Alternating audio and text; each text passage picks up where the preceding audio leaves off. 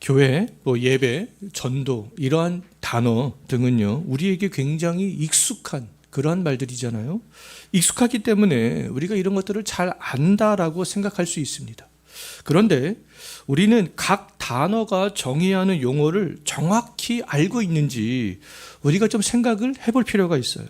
성경적인 용어의 정의를 정확하게 알 때, 왜냐하면 그에 합당한 우리가 생각을 할 수 있고 그에 합당한 행동을 할 수 있기 때문에 그렇습니다. 광야에서 하나님께 예배했던 이스라엘 백성들은요, 이 바른 예배에 대한 정의를 정확하게 알지 못하고 있었어요. 그들은 예배라는 근데 행위를 했지만 무엇이 바른 예배인지 알지 못했기 때문에 금송아지를 만들어서 하나님을 섬기면서 그들은 하나님께 우리는 잘 온전히 예배하고 있다라고 그렇게 생각을 했었잖아요. 그들은 예배의 형식은 취했지만 예배의 대상이 누구인지, 또 예배의 방법, 하나님께서 원하시는 예배의 방법이 무엇인지에 대한 바른 정의를 알지 못했기 때문에 잘못된 예배를 자기 마음대로 그렇게 드릴 수밖에 없었습니다. 근데 우리가 이 전도도 마찬가지가 되겠는데요. 우리는 이 전도의 중요성을 다 알고 있습니다. 그래서 전도하기를 원해요. 그런데 이 바른 전도에 대한 그런 정의를 좀 명확하게 우리가 알고 있는가? 이 명확하게 아는 것은 굉장히 중요하다라고 말할 수 있겠습니다. 전도는요, 인간적인 방법을 동원을 해서 사람들을 교회로 불러 모으는 것이 전도가 아니다라는 겁니다. 인간적인 방법으로 사람들을 교회로 오게 하고 또 인간적인 감정을 자극하여서 예수 그리스도를 결단하게 하는 것, 그런 것들이 전도가 아니라는 것이죠. 만약 그렇게 해서 사람들이 교회로 온다면 이 교회 안에는 거짓된 성도들이 굉장히 많아질 수밖에 없습니다. 또 그들로 말미암아 교회는 타락하고 세속화될 수밖에 없다라는 것이죠. 지난 62주 동안 우리 사도행전을 살펴봤는데요, 그 초대교회가 형성이 될 때에는 그렇지 않았어요. 사도행전의 복음의 이 전도자들은 바른 전도의 개념을 아주 명확히 잘 알고 있었습니다. 그들에 의해서 복음이 확장되고 교회가 세워질 때에는요, 바른 전도들이 잘 이루어졌다라고 말할 수 있어요. 베드로를 비롯한 사도들과 예루살렘 교회 박해를 피해서 흩어진 그 성도들과 바울과 바울의 동역자였던 바나바와 실라와 디모데와 같은 사람들은 바른 전도를 했기 때문에 예루살렘과 사마리아와 온 유대와 안디옥과 소아시아와 그리스와 로마에 바른 교회가 세워질 수 있었고요. 그 교회 안에는 구원의 백성들이 많이 모여서 하나님께 참된 예배를 드리며 그렇게 신앙생활을 할 수가 있었습니다. 이들은 때를 얻든지 얻지 못하든지 항상 바른 말씀들을 전파했던 거죠. 이들은 사람들에게 어떤 오늘날처럼 인간적인 서비스를 제공해 주려고 하지 않았습니다. 어떻게 하면 사람들이 교회 안에 와서 지루해하지 않을 것인가, 그것에 대해서 고민하지 않았어요. 사람들을 어떻게 하면 웃게 해줄까, 기쁘게 해줄까, 그것에 대해서 생각하지 않았습니다. 사도행전의 이 복음의 전도자들은 오직 주 예수 그리스도만을 전파했던 것들을 알 수가 있습니다. 바른 전도의 모델인 이 사도행전의 복음 전도자들을 통하여서 그럼 우리가 바른 전도가 무엇인가, 이것에 대해서 먼저 우리가 몇 가지로 좀 생각을 해보려고 합니다. 첫 번째로요, 바른 복음 전도는 사람을 가리지 않고 누구에게나 주 예수 그리스도를 전파하는 것이다 라고 말할 수 있습니다. 사도행전의 이 복음의 전도자들은 신성을 가지신 주님이시오, 인성을 가지신 예수님이 하나님의 기름 부음을 받고 이 땅에 오신 그리스도라는 그런 사실들을 모든 사람들에게 다 전파했잖아요. 그들은 유대인과 이방인을 가리지 않았습니다. 남자와 여자를 구분하지 않았잖아요. 종과 자유민을 구분하지 않았습니다. 그들은 모든 사람들을 다 전도의 대상으로 삼았던 거죠. 그들은 모든 사람들에게 전도했지만 전도하기 위해서 그들의 문화에 동화되지 않았습니다. 10대에게 따로, 헬라인에게 따로, 유대인들에게 따로, 남자에게 따로, 종에게 따로, 자유민에게 따로 각각의 방법들을 사용하지 않았어요. 사도행전의 복음의 저자들은 전도하기 위해서 말하자면 술집에 들어가서 함께 술을 마시는 방법으로 전도하지 않았습니다. 오늘날에 이러한 전도법들을 강조하는 사람들이 있어요. 근데 사도행전의 저자들은 그러한 방법으로 전도하지 않았습니다. 유대인의 회당에 들어가서 복음을 증거했지만 유대인들의 관습을 그들은 따르지 않았잖아요. 헬라인들에게 복음을 증거했지만 이방인의 신전에 들어가서 함께 이방인 신을 섬기는 의식을 행하지 않았습니다. 바울은 복음의 본질을 변질시키지 않는 선에서 유대인을 얻기 위해서 유대인이 되었고 헬라인을 얻기 위해서 헬라인이 되었던 거죠. 이방인의 신전에 가서 함께 예식을 치르고 유대인들처럼 함께 그런 의식을 치르고 그렇게 하지 않았다라는 거죠. 자, 두 번째로 바른 전도는요, 직접 사람을 만나는 것이다라고 말할 수 있겠습니다. 바른 전도는 직접 사람을 만나는 것이지 전도하기 위해서 오늘날처럼 무엇을 준비하는 것이 아니다라고 말할 수 있겠어요. 사도행전의 복음의 전도자들은 전도하기 위해서 대대적으로 모여서 음식을 준비하거나 사람들이 참여할 수 있는 프로그램을 만들거나 사람들에게 보여주기 위해서 문화팀을 초청해서 공연하거나 그렇게 하지 않았습니다. 사도행전의 이 복음의 전파자들은 전도를 행사처럼 하지 않았다라는 것이죠. 그들은 사람들에게 보여주기 위해서 무엇을 준비하지 않았습니다. 오히려 그들은 곳곳을 다니면서 사람들을 만났어요. 사도행전의 복음의 전파자들은 사람들에게 복음을 전하기 위하여서 회당으로 가서 만났습니다. 들판으로 가서 만났고요. 길가로 가서 만났고 광야로 가서 만났어요. 그들은 공회와 감옥과 신문장에서도 사람들을 만날 때마다 주 예수 그리스도를 전파했습니다. 그들은 장소에 구애를 받지 않았잖아요. 그들은 기회가 있을 때마다 어느 곳에서든지 주님을 전파했어요. 자, 전도는 전도하기 위해서 교회적으로 무엇을 준비하고 보여주기 위해서 무엇을 연습하고 외부에 있는 사람들을 초청하는 그런 행사가 아니다라는 것들을 알 수 있어요. 전도는 주 예수 그리스도가 누구인지 그분이 어떤 일들을 하셨는지 사람들을 찾아가서 만나는 사람들이 있다면 개인적으로 그 말씀을 전파하는 것이 전도다라고 말할 수 있겠습니다. 자, 세 번째로 바른 복음 전도는요, 사도행전의 복음 전도자들이 했던 것처럼 사람들에게 주 예수 그리스도를 가르치는 거예요. 그리고 주 예수 그리스도를 믿으라고 권면하는 것, 설득하는 것, 그것이 전도다라고 말할 수 있겠습니다. 바울은 빌립보의 강가에서 만난 루디아와 빌립보 감옥의 간수에게 그 복음을 가르쳤잖아요. 데살로니가에서는 3주 동안 머물면서 말씀을 가르쳤습니다. 고린도에서는 1년 6개월을 머물면서 말씀을 가르쳤고요. 에베소의 회당에서는 석 달 동안 머물면서 가르쳤고 사람들을 향하여서 그 주 예수 그리스도를 믿으라고 권면하고 설득했어요. 바울은 말씀을 가르치기 위해서 짧게는 이 며칠에서 길게는 1년 이상 각 지역에 머물렀습니다. 바울은 말씀을 가르치기 위해서 많은 시간 투자를 했고 에너지를 가르치는데 쏟아 부었던 것이죠.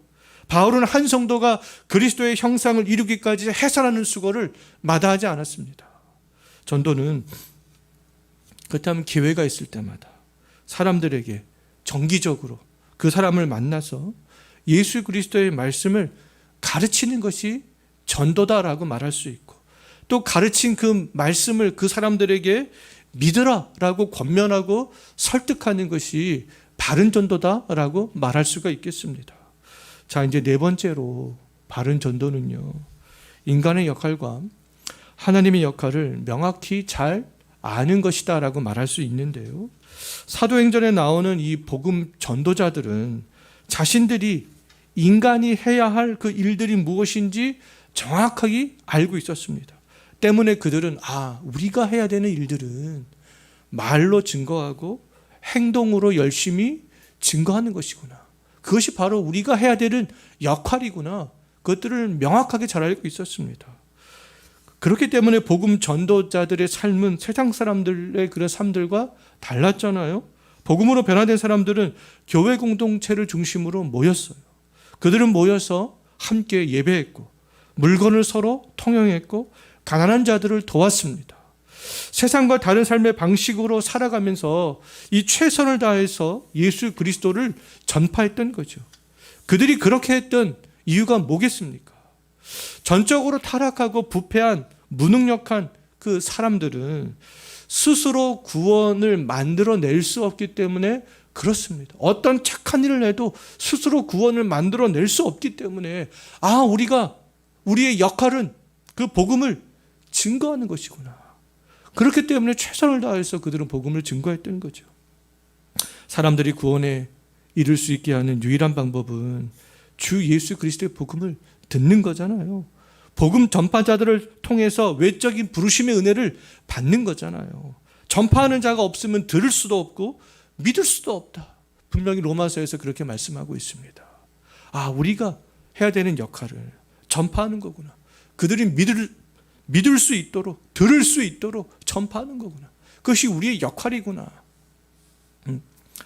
그들은 그것들을 너무나 잘 알고 있었습니다.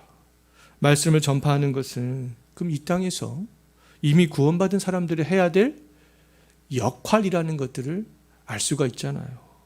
우리가 변화된 삶과 말로 복음을 증거하며 그럼 하나님의 역할은 뭐겠습니까? 거듭남과 회심의 은혜를 주시는 것이죠. 그래서 창세로부터 구원하기로 예정된 사람들을 하나님께서는 구원하신다라는 겁니다. 인간의 역할과 하나님의 역할인 것이죠. 우리가 할 일은 바울처럼 그럼 열심히 복음의 씨앗을 뿌리고 아볼로처럼 복음의 씨앗이 자라도록 열심히 물을 주는 것. 그것이 바로 인간의 역할이라고 할 수 있겠습니다. 인간의 역할은 열심히 물을 주고 열심히 씨를 뿌리는 거잖아요. 이후에 그럼 자라게 하시는 분은 누구라고 말씀하고 있습니까? 자라게 하시는 분은 하나님이다. 이렇게 말씀하고 있잖아요. 그럼 우리들이 말씀을 전파하고 가르치고 권면을 했다면 우리는 복음을 증거한 것이다라고 말할 수 있겠습니다. 그런데 음식을 준비하고 공연을 준비하고 무슨 프로그램을 준비하고 말씀을 전파하지 않았다면 그것은 뭔가 열심히 한 것 같지만 그거는 복음 증거를 하지 않은 것이다라고 말할 수 있겠죠. 자, 우리의 역할은 말씀을 전파하고 가르치고 권면하는 것. 열매를 맺게 하는 것은 우리의 영역이 아니다라는 겁니다. 열매를 맺게 하는 것은 하나님의 영역인 것이죠. 자, 교회가 건강한 주님의 몸 된 교회가 되고 또 성도들의 신앙이 온전케 되는 첫 출발점은 어디에 있겠습니까? 바로 바른 전도에 있습니다. 교회가 견고해지는 것. 성도들의 신앙들이 온전하게 성장해 나가는 것. 첫 걸음은 바른 복음을 전파하여서 바른 복음을 듣고 그 사람들이 교회 공동체의 일원들이 되어져 가는 것이죠. 때를 얻든지 얻지 못하든지 항상 전파되어져야 될 말씀은 뭐라는 겁니까? 프로그램과 공연이나 그런 것이 아니라 바른 말씀이라는 것이죠. 바른 말씀. 바른 전도는 주 예수 그리스도를 전파하는 거예요. 기회가 있을 때마다 모든 사람들에게 전파하는 것입니다. 주 예수 그리스도를 가르치고 믿으라고 설득하는 거죠. 하나님이 맡겨두신 이 복음 전도자로서의 역할을 다하는 것이 바른 전도다라고 말할 수 있겠습니다. 우리는 이 전도가 무엇인가? 그 전도에 대해서 바른 개념들을 잘 가질 필요가 있습니다. 바른 개념을 잘 가져야 바른 전도를 할 수 있기 때문에 그런 것이죠. 자, 바른 복음을 증거할 때에도 우리는 그럼 왜 사람들이 교회에 많아져야 하는지, 사람들이 왜 구원을 받아야 하는지, 내가 왜 복음을 전파해야 되는지, 그것에 대해서 우리가 좀 생각을 해볼 필요가 있어요. 여기에 대한 대답이 불분명하면요, 명확하지 않으면 무엇인가를 자꾸만 행하는 쪽으로, 행하는 것으로만 생각하게 될 수밖에 없어요. 교회 건축을 생각하고 선교사 파송을 생각하고 다양한 서비스를 제공해 줄 수 있는 프로그램을 생각하게 됩니다. 항상 무엇을 행하는 것. 근데 물론 이 행하는 것, 이 모든 것들은 다 필요합니다. 그런데 그것이 목적이 되어서는 안 된다라는 거잖아요. 바른 복음을 증거해야 되는 이유, 그 목적, 그것은 우리가 무엇인가를 행하는 것에 있지 않고 오늘 우리가 읽었던 13절 말씀에 거기에 대한 해답이 나와 있는데요. 이것이 바로 이유와 목적이 되겠습니다. 다시 한번 보십시오.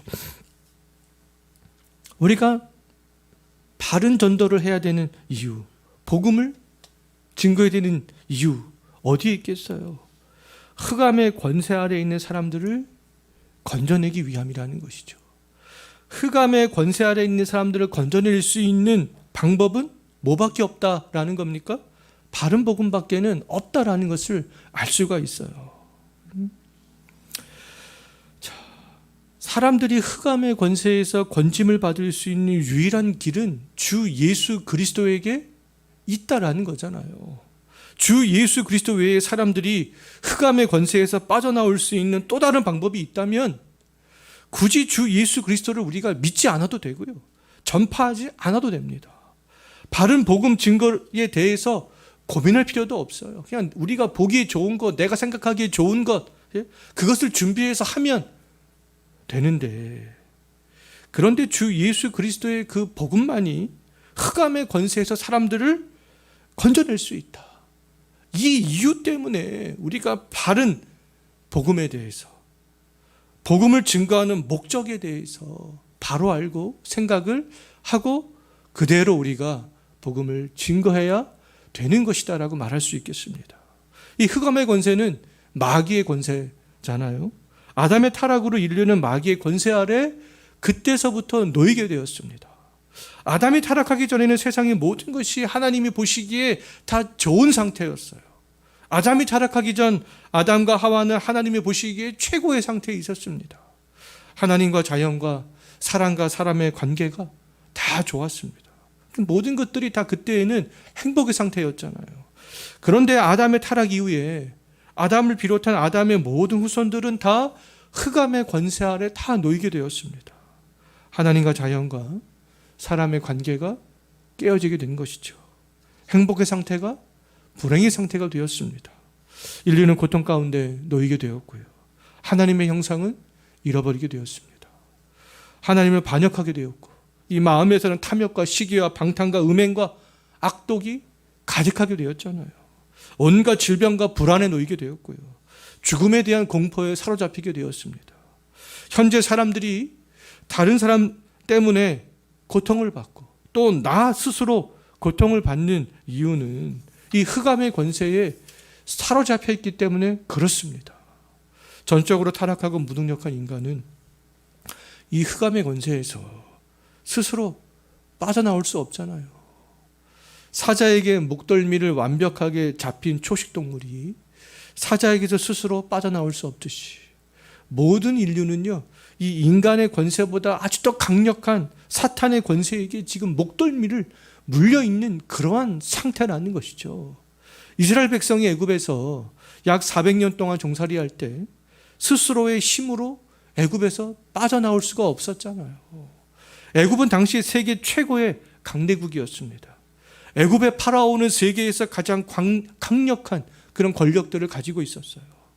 이스라엘이 강력한 권세를 자랑하던 애굽에서 빠져나올 수 있었던 그런 유일한 길이 뭐였습니까? 애굽의 파라오보다 더 강한 권세를 가지신 하나님이 계셨기 때문에 그들은 그 애굽의 강력한 권세에서 빠져나올 수 있게 되었잖아요. 하나님은 이스라엘을 애굽 사람의 무거운 짐에서 빼내셨고 노역에서 건지셨고 하나님의 편팔과 여러 큰 심판으로 그들을 속량하셨습니다. 애굽의 권세보다 더 강한 권세를 가지신 하나님께서 그러한 일들을 하셨던 거죠. 모세의 말에 순종한 사람들이 하나님의 그 크신 능력을 경험할 수 있었던 것처럼 사도행전의 복음 전도자들이 전한 바른 복음을 듣고 사람들이 흑암의 권세에서 나올 수 있었던 것처럼 오늘날에도 주 예수 그리스도를 증거하는 바른 복음 전도를 통해서 그 흑암의 권세에서 벗어날 수 있습니다. 복음에는 하나님의 능력이 있기 때문에 그런 것이죠. 오직 주 예수 그리스도만이 마귀의 일을 멸할 수 있잖아요. 주 예수 그리스도만이 강한 마귀의 세력을 결박하여서 마귀에게 있는 모든 것들을 다 강탈할 수 있습니다. 바른 복음 전도가 아니면 사람들은 주 예수 그리스도의 그 크신 능력을 경험할 수 없어요. 흑암에서 벗어날 수가 없습니다. 여전히 마귀가 그 사람 안에서 주인 노릇을 하고 있기 때문에 그런 것이죠. 교회 안에 있는 많은 사람들이 예수 그리스도의 제자가 되려고 하지 않고 선한 일을 통해서 구원을 이루려는 도덕적 선생이 되려고 하고 하나님과 이웃을 사랑하는 마음으로 헌신하지 않고 유대인들처럼 자기 열심과 자기 만족과 다른 사람들의 이목을 의식한 신앙생활을 하고 거짓된 신앙인들이 세례를 받고 교회의 직분자가 되어서 교회를 세속화시키는데 앞장서는 것은 바른 복음의 능력들을 경험하지 못했기 때문에 그렇습니다. 흑암의 권세에서 주 예수 그리스도로 말미암아 벗어나는 그런 경험을 하지 못했기 때문에 그런 것이죠. 예수의 능력으로 흑암에서 건짐받지 못했기 때문에 그렇습니다. 그 아들의 나라가 무엇인지, 하나님의 나라가 무엇인지 경험하지 못했기 때문에 그런 거 아니겠어요. 과거 우리들도 주 예수 그리스도를 믿기 전에는 공중권세 잡은 자 따랐잖아요. 흑암의 권세 아래 있었습니다. 그러나 지금은 주 예수 그리스도의 복음으로 말미암아 흑암에서 건짐을 받고 아들의 나라로 옮겨지게 되었잖아요. 그렇기 때문에 우리가 현재 바라보고 의지하는 대상이 달라졌습니다. 혈과 육이 싸우는 그런 존재가 되었고 하나님이 기뻐하는 일을 하려고 하는 그런 존재로 변화가 되었잖아요. 그럼에도 우리는 여전히 흑암의 권세 아래 있는 것처럼 생각이 되어질 때가 있습니다. 왜냐하면 주 예수 그리스도는 회복의 시작이지 어떤 회복의 완성이 아니기 때문에 그런 것이죠. 바른 복음을 통해서 하나님 나라의 시작을 경험하는 거예요. 우리는 첫 출발점에 설 수 있게 되는 것이죠. 믿음의 경주를 할 수 있는 그 위치에 그 바른 복음을 통하여서 흑암의 권세에서 건짐을 받게 되므로 그 출발선에 그때야 비로소 설 수 있게 되는 거잖아요. 자, 흑암에서 건짐받고 아들의 나라로 옮겨지게 되는 첫 시작점은 주 예수 그리스도의 복음이 되는 거고요. 하나님 나라의 완성은 주 예수 그리스도의 재림이 되는 것이죠. 그렇기 때문에 그 사이를 살아가는 우리들은 때때로 흑암의 권세 아래 있는 것처럼 생각이 되어질 수밖에 없습니다. 자, 우리가 여기서 또 생각을 해볼 것은 그러면 어떻게 주 예수 그리스도께서 마귀의 일들을 멸하고 사람들을 흑암의 권세에서 건져낼 수 있는가? 그분이 누구이기에 우리가 이것을 좀 생각을 해볼 필요가 있잖아요. 자, 통상적인 방법으로 태어난 인간 중에는 단 한 명의 의인도 없습니다. 그 누구도 흑암의 그러면 권세에서 자유롭지 않다라는 거잖아요. 아브라함도 모세도 다윗도 다 통상적인 방법으로 태어났어요. 그들은 한때 흑암의 권세 아래 있었고 때때로 흑암의 권세에 그들은 걸려 넘어지기도 했습니다.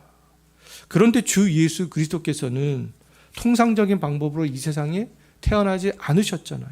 성령의 능력으로 흑암의 권세 아래서 태어나지 않으셨습니다. 이 세상에 오실 때부터 그분께서는 흑암의 권세 아래서 자유로우셨던 거죠. 이 땅에 사실 때에도 흑암의 권세에서 걸려 넘어진 적이 한 번도 없어요. 40일을 금식한 이후에 인간적으로 가장 연약한 상태에 있을 때 광야에서 마귀의 시험을 예수님께서는 받았지만 그 시험들을 예수님께서는 이기셨잖아요. 예수님께서는 흑암의 권세 아래 놓인 적이 한 번도 없기 때문에 흑암에 놓인 사람들을 건져내실 수 있으신 거죠. 예수님께서는 흑암의 권세 아래 눌려 있었던 모든 병자들과 또 귀신 들린 자들과 마음이 가난한 자들과 포로된 자들과 갇힌 자들을 고쳐주셨고 자유케 하셨습니다. 예수님께서는 이 땅에 계실 때 그 사역을 통하여서도 흑암에서 있는 그 사람들을 건져내 주셨잖아요. 예수님께서는 십자가에서 하나님의 뜻에 또 순종하심으로 마귀의 세력을 완전히 멸하셨습니다. 순종을 통하여서 마귀의 세력을 완전히 멸하셨던 거죠. 또 부활을 통해서 마귀의 세력에 승리하셨다라는 그런 것들도 친히 보여주셨잖아요. 예수님께서 이처럼 마귀의 세력을 완벽히 멸하시고 승리하셨기 때문에 흑암에 갇혀 있는 그 사람들이 주 예수 그리스도를 통하여서 그 흑암에서 건짐을 받을 수 있게 되는 것이죠. 주 예수 그리스도를 통해서 아들의 나라로 옮겨지게 되면 흑암의 세력은 또다시 우리를 흑암으로 데려갈 수 있어요, 없어요? 없다라는 겁니다. 과거 공중권세 잡은 자를 따랐을 때에는 마귀와 연합이 되었지만 이제는 마귀의 세력보다 더 강력한 주 예수 그리스도와 연합되었기 때문에 그렇습니다. 물론 흑암의 세력에서 건짐을 받아도 현재 그리스도와 연합되어 아들의 나라에 우리들이 있다 할지라도 신앙에 굴곡이 있습니다. 조금 전에도 말씀을 드렸지만 그 아들은 우리가 참되게 신앙생활을 하는 그 첫 출발선의 선 것뿐이지 이 땅에서는 완성이 아니기 때문에 그런 것이죠. 그렇기 때문에 우리는 이 땅에 살아가면서는 신앙의 굴곡이 있을 수밖에 없어요. 그런데 이 마귀의 권세보다 그리스도의 권세가 훨씬 더 강력하기 때문에 마귀의 권세가 그리스도와 우리의 연합을 끊을 수 없습니다. 우리의 굴곡이 저 밑에가 있다 할지라도 신앙의 굴곡이 침체가 되어서 저 밑에가 있다 할지라도 그 마귀의 권세가 그리스도의 연합된 관계를 끊을 수 없다라는 거잖아요. 세상에 존재하는 그 어떤 것도 우리를 그리스도의 연합된 관계에서 끊을 수가 없습니다. 사망이나 생명이나 천사들이나 권세자들이나 현재일이나 장래일이나 능력이나 높음이나 기품이나 다른 어떤 피조물이라도 우리를 그리스도 예수 안에 있는 하나님의 사랑에서 끊을 수 없다. 그렇게 말씀하고 있잖아요. 근데 오직 바른 복음 전도만이 주 예수 그리스도를 통하여서 하나님을 믿게 된 그 사람들만이 그 사실을 알게 되는 것이죠. 우리는 그리스도와 연합된 관계로 다시 흑암의 세력 가운데 들어갈 수 없구나. 바른 복음을 듣고 변화된 사람들은 그 사실을 믿게 되고 확신케 되는 거잖아요. 그리스도 안에 있는 사람들의 구원이 안전하다라는 것들을 확신케 되는 것이죠. 그리스도 안에서 아들의 나라로 옮겨진 사람들은 안전하구나. 그것을 확신할 수 있게 되는 거잖아요. 주 예수 그리스도를 통해서 흑암의 권세에서 건짐받은 성도들은 또다시 흑암의 권세 아래 놓이지 않습니다. 우리의 신앙이 침체되어 있다 할지라도 주께서는 우리에게 견인의 은혜를 허락하심으로 말미암아 그 가운데 우리에게 견딜 수 있는 믿음을 주시고 은혜를 주시고 결국에는 침체에서 회복하게 하신다라는 것이죠. 우리들은 하나님의 은혜로 바른 복음 전도를 듣고 이 사실들을 알고 있잖아요. 흑암의 권세에서 건짐받아 아들의 나라로 옮겨졌다라는 사실들을 알고 있습니다. 주 예수 그리스도 안에서 속량, 즉 죄사함을 이미 받았기 때문에 또다시 흑암의 권세 아래 매이지 않는다라는 그런 사실들도 너무나 잘 알고 있어요. 이제 이 사실을 알고 믿는 우리가 해야 될 일들이 뭐겠습니까? 사도행전에서 바른 복음을 전파해서 교회를 세우고 구원의 백성들을 만들고 흑암에서 많은 사람들을 건졌던 것처럼 이제는 우리가 그 바른 복음을 증거함으로 이 시대에 우리가 그런 역할들을 해야 할 사람들이라는 것이죠.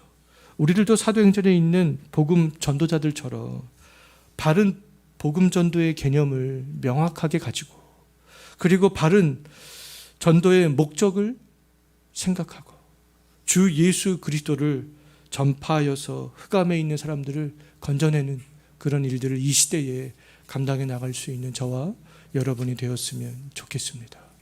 기도하겠습니다.